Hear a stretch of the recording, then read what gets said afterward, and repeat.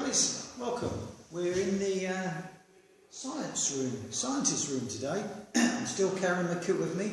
I've actually taken to carrying a bag because between the Geiger counter, this, Lottie, I'm carrying a lot of stuff. But today I'm in the scientist area, and this is where they would assess the impact of the blast. So you probably hear a bit going on. They've got a few sort of videos and stuff going on in the background.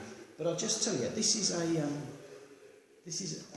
quite a grim place to be. But let me pick you up, start showing you around, and I'll show you what I mean, and I'll explain what I mean when I say grim. Okay. So, Lottie, you can see on here. Guten Tag, Lottie. She's very well. All of these maps are all about looking at blast radiuses. That's everything. So everything they're interested in here.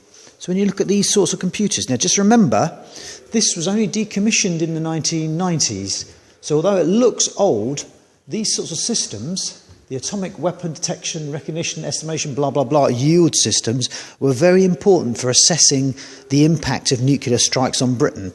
And as I go around, you'll see lots of metrics, lots of measures that the guys are using, and they're obsessed with air bursts and ground bursts, the different sort of bursts and what sort of damage. Now, don't forget, if you're familiar with your history, the sort of weapons that they're using in World War II in Hiroshima and Nagasaki, the weapons that these guys are assessing are 1,000 times stronger. So we're talking serious weaponry. And obviously the big thing is if they explode in the air, is one thing. If they explode on the ground, the dust goes absolutely everywhere. So that's what this whole section's about. I borrowed something from the RAF down there. I'm sure one of my friends will be pleased with that. This map is just again to look at the blast maps, to look at where different parts of the UK have been hit. And this whole section is full of scientific data, information, plotting, what's happened to the country. Yeah, and they've collected a few little bits on here for you. See all the documentation. And why it's so grim is the more you read about it, the more you realise that for the people outside this bunker, if you're hit, if this country's hit, they have very little chance. All of the civil defence stuff that's been put together, all of the brochures about taking your door down, all of it's just designed to distract people. You've very little chance of survival, and the people in this bunker will have known that. So that's why I say it's grim. So lots of science, there's a lot to figure out down here, which I'll continue on doing, but hopefully you'll find it interesting.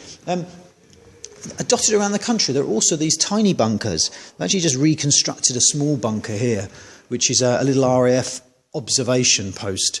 They're very small. A few of them have been up for sale, actually, quite recently. So that's the science floor. We've got the telephone exchanges to look at. We've got the engine area to look at. We've got the long tunnel, which we'll have another look at. But hopefully, if you can leave me, I'll do a bit more plotting, try and see if Brent Cross has really been taken out by a blast. Couldn't quite work it out. Anyway, that's all for now. Speak to you guys later.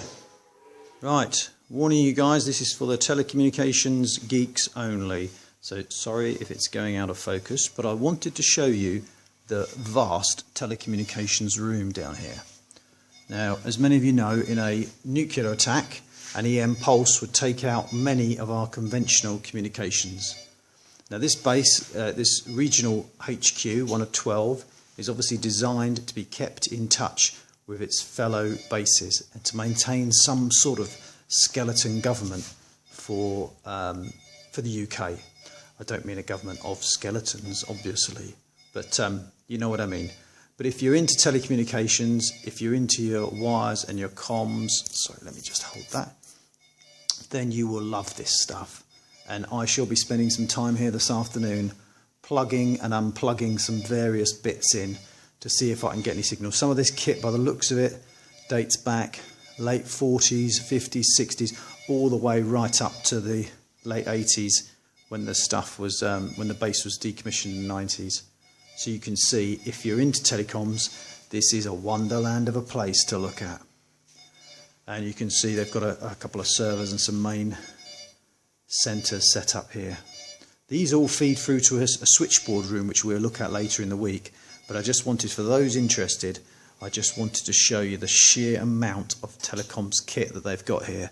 And I did see a small line here, so if I'm due to do some testing, I can maybe, oops, what's that? There, use this.